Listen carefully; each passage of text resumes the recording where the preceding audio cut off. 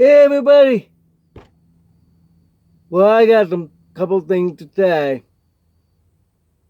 I had to get rid of one who kept saying that she stopped. Negative. Many times deaf people are negative. Not mean to, but that's how they talk. She's stressed about built. Told her to calm down. I don't want to hear that. So I go to her. Then I talk about I'm always missing the boat. Always missing the boat.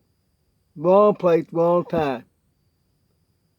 Like, for example, I go to a church. There's a whole bunch of deaf men. Where's the women? They don't have any.